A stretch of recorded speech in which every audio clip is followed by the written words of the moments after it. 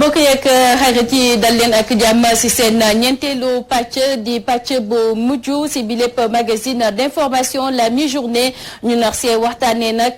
gëstu bi nga xamante ne nag Fatou Bintou Diouf amal na ko jëmee si utilisation bu réseaux sociaux yi ñu teewlu bi lépp dossier bala ñuy dellu si bi lépp plateau.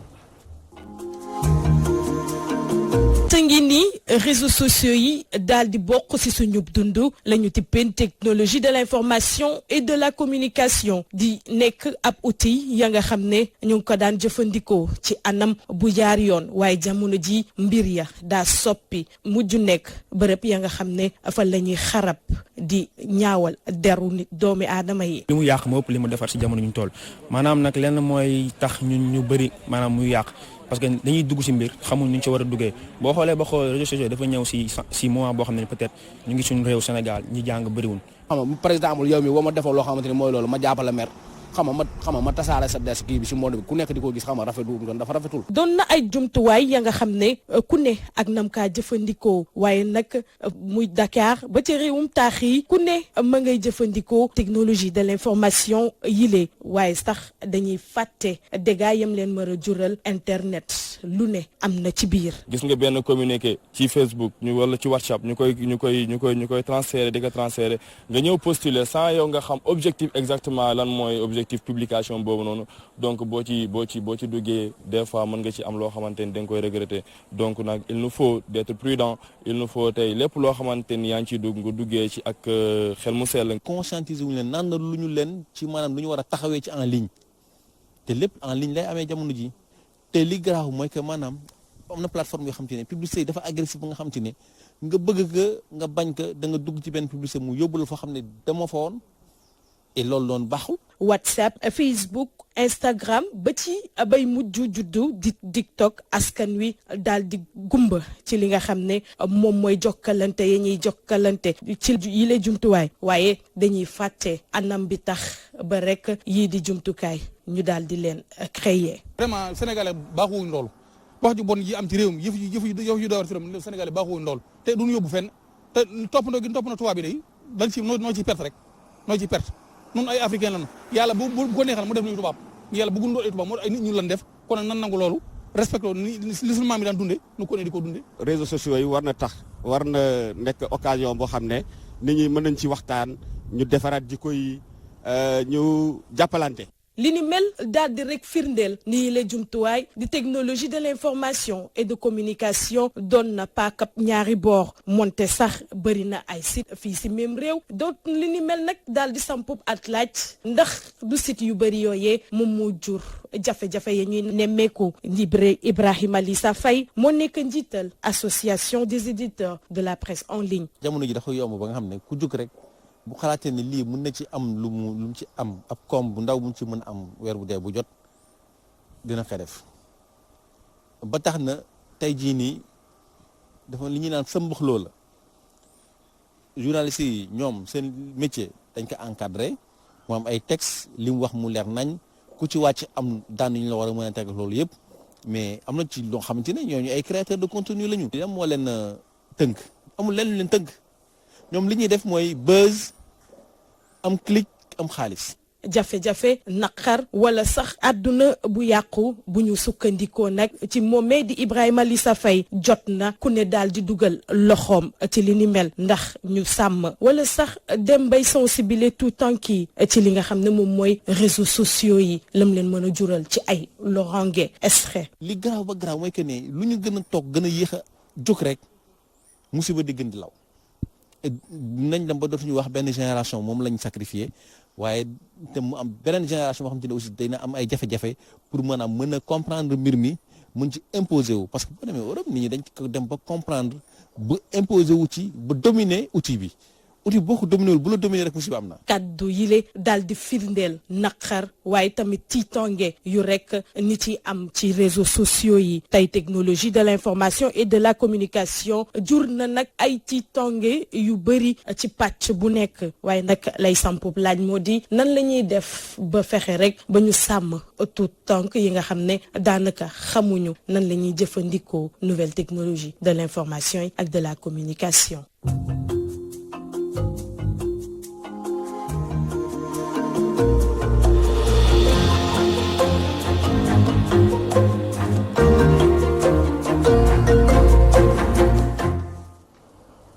Fatou Bintou Diouf ñu koy sant di koy gërëm alors comme niñ ko waxee woon rek si ndorteelu bi lépp magazine d'information la mi-journée ñu ngi fi ak Ahmadou Bamba Thiam di ab expert en cybercriminalité nekk tamit président wu association TIC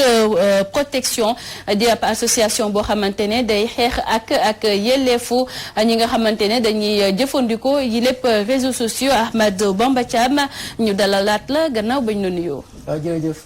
Safiatou kontaan nañ ci invitation bi. alors seetaan nga ak ñun bi lépp dossier nga xamante ne kii di Fatou Bintou Diouf amal na ko jëmee si utilisation wu réseaux sociaux yi alors ban état des lieux wala est-ce que mën nga ñu andil ab diagnostic par rapport ak utilisation wu réseaux sociaux yi. waaw effectivement comme ni mu ko waxee ci élément bi. bu ñu xoolee sax statistiques yi xam nga Sénégal lu ëpp 11 millions de personnes connecté ñu ngi am connexion internet si plus de 10 millions yooyu 8 millions ñu ngi si réseaux sociaux nga xam ne léegi yow lépp loo duggoo si internet bi rek bés benn bouton rek ñëpp mën nañ see jot. beneen bi tamit mooy loolu pour nga jot si lépp lu ñuy publier il faut nga xool donc bi ma gis mooy problème Sénégal bi gën a mag mooy. temps bi nga xam ne moom lañ ci def nga xam ne léegi wax nañ ko au début bi ñuy waxtaan man ak yow dañu amatuñu temps sax waxtaan xale yi amatuñu temps lire mag ñi amatuñu temps concentré wu si seen lu bari même da ngay si bureau yi sax da ngay gis ay nit yoo xam ne nga dugg ba génn duñ la sax xool dañ wax ak duñ la xool même boo xoolee côté sécurité aussi da leen génn si biir gis ay ñuy gérer sécurité nga gis leen seen portable yi ak seen kii WhatsApp du ñëpp nag donc beneen bi aussi mooy gis nga ay chantage sexuel léegi fi mu nekk nii jafe na nga gis nit boo xam ne mosu jot harcèlement wala lu mel noonu beneen bi aussi mooy escroquerie bi nga xam ne moo si nekk nit ñu bëri léegi ni si nit ñi jubluwee ñoom aussi dañu semba boo dañu see jublu te loolu mu indi nga wax cybercriminalité mooy lépp loo xam ne ñaawteef la boo xam ne nit dina ko def jëmale ko si technologie wala mu utiliser technologie pour lu mel noonu utilisation yi moom doy naa beneen bi si mujj bi may wax mooy narcissisme dañuy dem ba bëgg seen bopp fan seen bopp nga xam ni pour def buzz jaral na la yàq àdduna doomu jàmm moo xam saaga yi yooyu yëpp xam naa dinañ si ñëwaat waaye balaa ñu si agsi est-ce que mën nga ma ñëwal si impact bi nga xamante ne utilisation réseaux sociaux yooyu mën na am si dundinu sénégalais yi. impact bi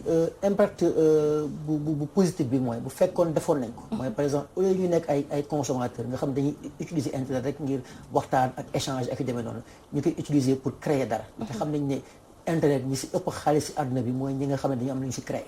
suñ ko defoon dina baax. mais côté consommation bi ci loolu la ñu gën a concentré wu. ak di subir internet. côté social. côté social baax na ndaxte boo seetee man mii nekk naa États-Unis lu ëpp fukki at bu ma daan woo sama yaay wax naa la ko dama daan jënd carte équivalent $20 16000 temps boobu. du ma joxat 10 000 mu dagg te léegi dañuy gis Sénégalais yu bëri yoo xam ne immigré bu ñu wootee seen kër kenn du ko jël parce que dañ naan dañoo lappe.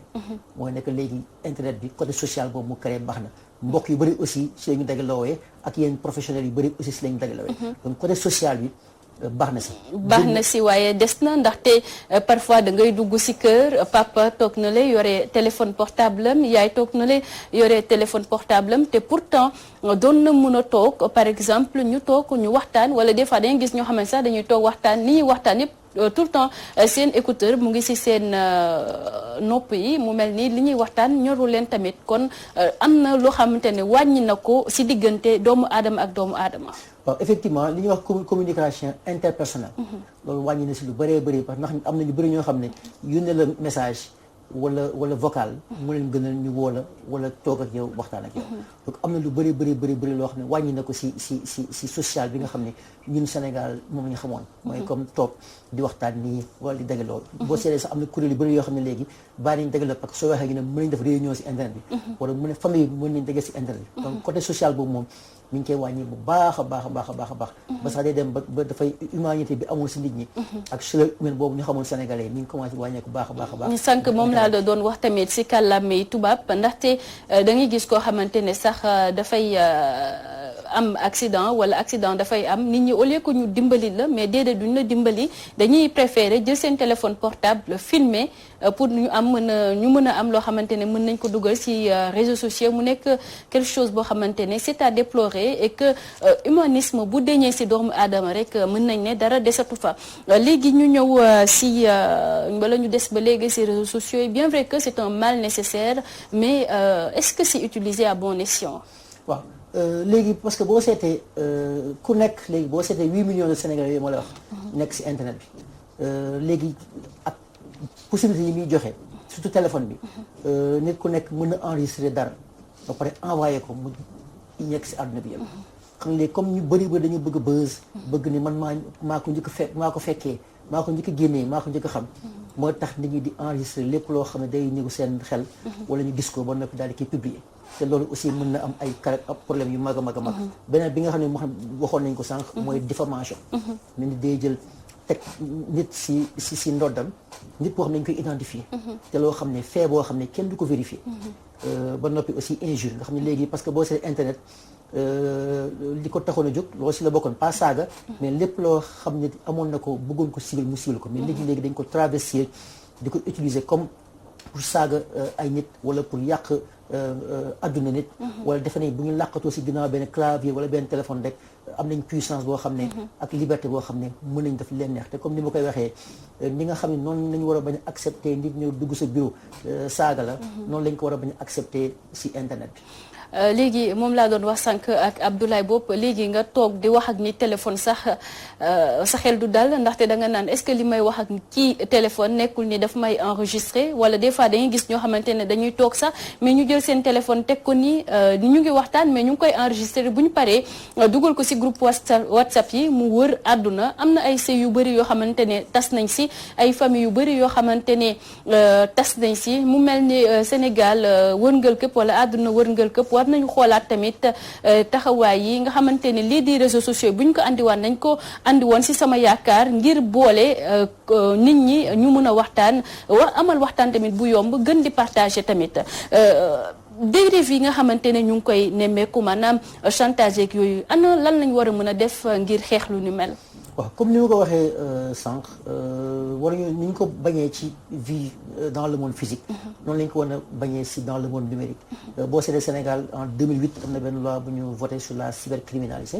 mais aussi beneen loi sur les données à caractère personnel ak yeneen loi code pénal bu bees mujj léegi nii ki yeesal nañ ko actualisé nañ ko peine yi léegi dem na ba 7 ans amende nekk ba 10 millions d'amende dépendant gravité infraction bi ak li nga xam ne moom lañ signalé léegi beneen bi mooy aussi police ak gendarmerie am nañu kii am na division cybercriminalité kii am na plateforme cybercriminalité nga xam ne sénégalais bu ñu def lu mel noonu ci internet bi war nga fa mën dem daal di porter plainte mais malheureusement Sénégal amuñu culture porter plainte parce que boo seetee am na wax nañ ko ci français bi sànq dañuy gis Sénégal dañuy ñëw ne la par exemple daaw am na 200 personnes yu ñu arrêté ak 1000 plaintes yu ñu déposé mais boo seetee Sénégal amul culture porter plainte mën naa la wax ne mën na am plus de 10 000 personnes yoo xam ne ñu ngi fii Sénégal di souffrir ci musiba yi nga xam ne réseaux sociaux moo ko indi te amuñu mënuñu porter plainte parce que soo waxee ñu ne day dem revue de presse wala mu dem jugement te su boobaa dafay mujjee siiw teg nañ fi ab commission di commission des données personnelles bañ ko fi tegee ba léegi nga yaakaar ne wala ban ndax seetlu nga ne bi lépp commission mu ngi protéger ñi nga xamante ne ñooy utiliser wala utilisateur réseaux sociaux yi waaw ñoom seen comme ni ko seen tur waxee seen commission li ko waral mooy di protéger ak di sàmm ak yelleef données personnelles mooy lépp loo xam ne daf lay identifier par exemple ñu ne invité Amadou Bamba Thiam 13h ñëpp xam ne ne yow lay nekk donc lépp loo xam ne information boo xam ne dafa personnalisé ñi nga xam noonu lañ ko war a saytoo ba kenn du si jël si def lu ñaaw wala da koy utilisation bu baaxul ñoom loolu mooy seen liggéey te xam naa ne war nañ gën a yéen tamit ana lan moo ci seen part de responsabilité. waaw ñun association la ñu TIC protection def naa wax nga ko sànq ci présentation bi ñun dañu gis ne sénégalais yu bëri waajaluñ leen ci utilisation internet réseaux sociaux menaces yi ak risques yi ci nekk ak musiba yi xamuñu ko ñun li ñu def mooy di leen yee ci musiba yi nga xam ne mën lañ ci fekk bu fekkee jëfandikoo woo ñu internet ci anam bu jaar yoon ba noppi li nga xam ne moom mooy la koy saafara ñu jàppale leen si parce que xam nañ ne disposition boo mën teg moo xam loi moo xam for de sécurité wala défense moo xam stratégie ak lépp nit ki si boppam moom nga war a defar parce que gis nañ ne Sénégal jikko yi nga xam ne moom la ñu gisoon ci kër yi moom la gars yi yóbbu si internet bi donc jikko yooyu la ñu war a defar ba noppi xamal leen ne internet bi du extension musiba yi nga xam ni moom la ñuy def ci vie. loolu ngay préconiser comme solution. waaw solution bi mooy di yee nit ñi. si musiba yi nga xam ne moo leen ci mën a fekk. d'accord bu fekk utiliser wuñ ko. ba noppi aussi fexe ba par exemple li nga xam ni mooy temps bi ñu si perte ñu xool nu ñu koy jëlee ko perte de temps. mu nekk mu nekk utilisation nekk acteur. ak producteur. de contenu ci internet bi parce que am nañu xarañte bi ak jot bi. d'accord alors ñu ngi fi ci fàttali ak Ahmadou Bamba Thiam nekk expert en cybercriminalité moom nag moo nekk suñu ganu magazine d'information la mi-journée alors Ahmadou Bamba da ngay desandi ak ñun ñu dem sa beneen wàll ba ndaxte kii di Mamou Diaby Gassama am na ab waxtaan boo xamante ne sekk na ko ak kii di Assane Samb bu jëmee ci kaddu yi nga xamante ne kii di Mohamed Boun Abdallah Dionne yëkkati na ko Mohamed Boun Abdallah Dionne xam ne rek ni diggante Macky Sall ak sénégalais yi jeexagul ñu teewlu seen waxtaan.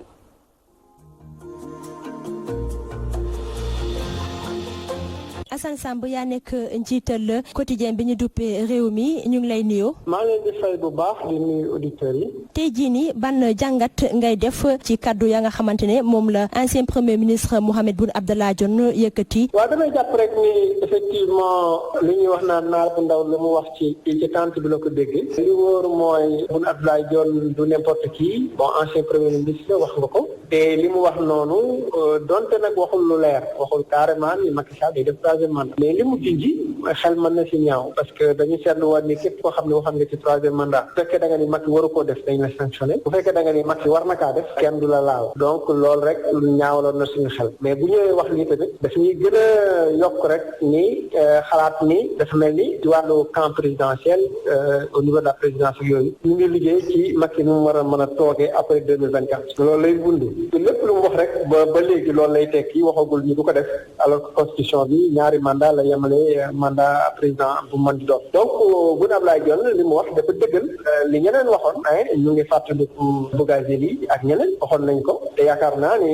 li mu junj noonu soriwul effectivement li dëggal li nga xamante ni moom la ñëpp xalaat. taarix jox na ñaari yoon dëgg déclaration kii di Mohamed Boun Abdallah Dionne tey jii rek ndax jàppoon ni rek li muy waxaat rek mën na amaat. waaw Mohamed Boun Abdallah Dionne nit la ko xam ne ko jigéen président la nekkoon na ancien premier fi mu nekk nii jox nañ ko ndomba tànk boo xam ne daanaka bëgg néeg la pare ci jigéen Macky Sall la donc mënul wax tëb rek di wax li muy wax da koy seet daf koy seet bu baax am lu tax mu wax ko donc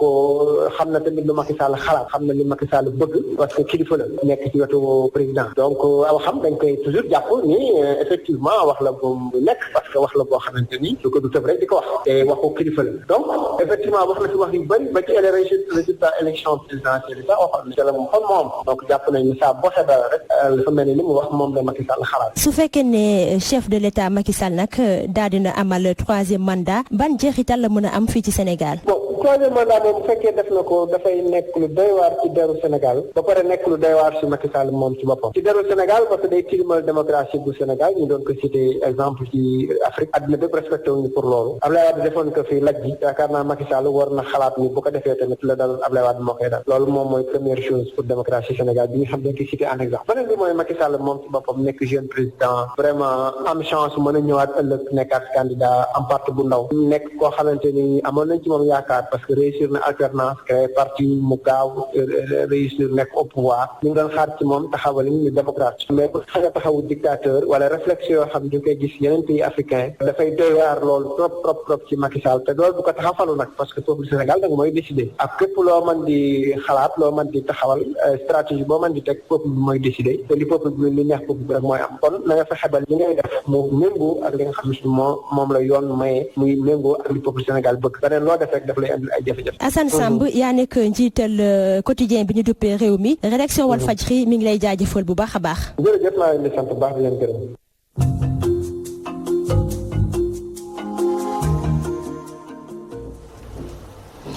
si fàttali ñu ngi fi ak Ahmadou Bamba Thiam nekk suñu ganu magazine d'information la mi-journée. Alors Ahmadou Bamba, gis nga waxtaan bi nga xamante ne Mamou Diaby Gassama sikk na ko ak kii di Assane Samb nekkoon directeur ou bien nekk directeur de publication bu Rewmi Quotidien di xamle rek ne Macky Sall bu namee amal lii di 3e mandat mu mel ni dëkk bi dina yëngu. waaw gis naa fi ñaari commentaire benn bi ma si njëkk wax mooy nit boo nekkee président wala nga jiite dara sa combat moo war a nekk fexe ba bàyyi fi loo xam ne dañ la koy fàttaliku ba ilaa yawmi diin. Deuxièmement beneen bi mooy man jàpp naa ne dafa war a wax waaw wala déet day présenté wu. mu leeral kon mu mel ni kaddu yi leer na ñu dem xool yi li yéenekaay yi xëyee ñu ànd si ak Abdoulaye boobu.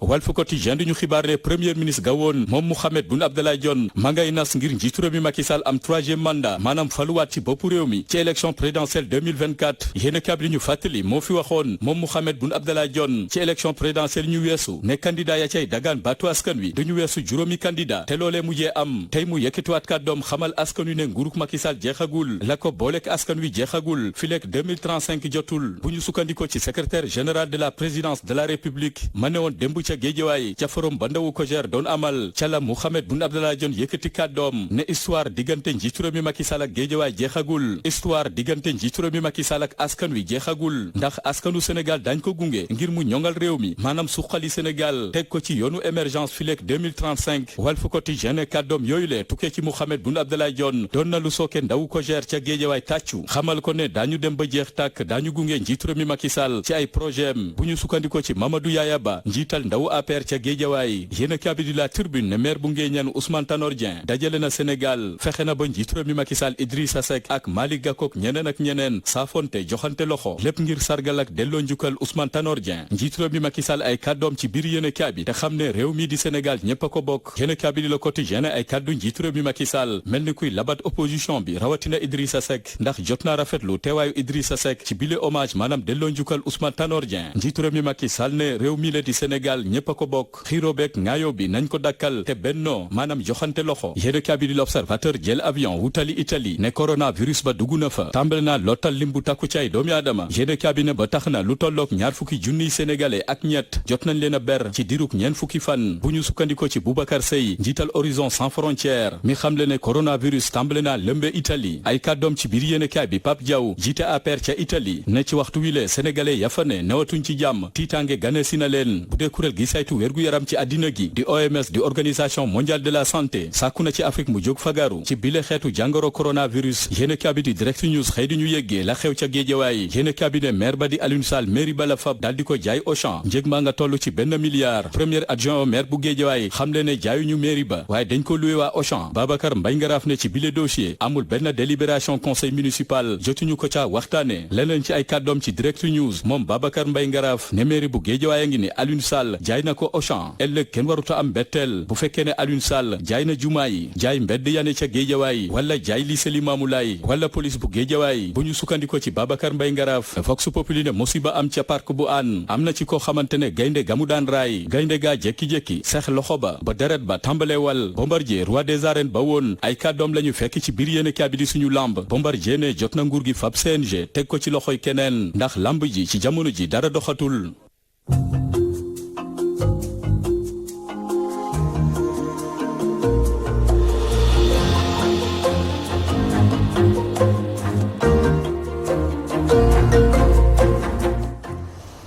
Ablaye Bopp ñu koy sant di koy gërëm nag mu yemoo fi ñuy njëkkatee bi lépp jotaay ñu remercier rek suñu gan gi ñu doon dalal di Ahmadou Bamba Thiam nekk ab expert en cybercriminalité sa kàddu gu mujj. waaw jërëjëf si invitation bi. di gën a ñaax sénégalais rek. comme internet bi mi ngi fi te du fi jóge lépp lu ñu ci def ñu xalaat ko xam ne daf ñu topp ba ilaa yow mi diin ba noppi balaa ñuy cliquer ñuy xalaat ndax cliquer moo indi problème yëpp. kon boog mu mel ni kàddu gi leer na yéen tamit chers téléspectateurs ñu leen di sant di leen di gërëm di sant kii di Modou Fall Papa Somba ak Ibou Gueye ñi nga xamante ne ñoo fare woon si technique bi ak Oustaz Assane Diouf si coordination bi Seydina Oumar Bak Ndeye Fatou Ndiaye si réalisation bi ñu bàyyi leen ngeen wëy ak seeni programme La Voix des Sans Voix.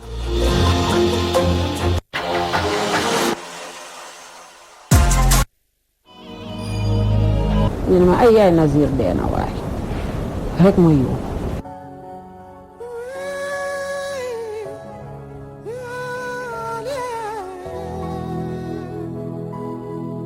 Sénégal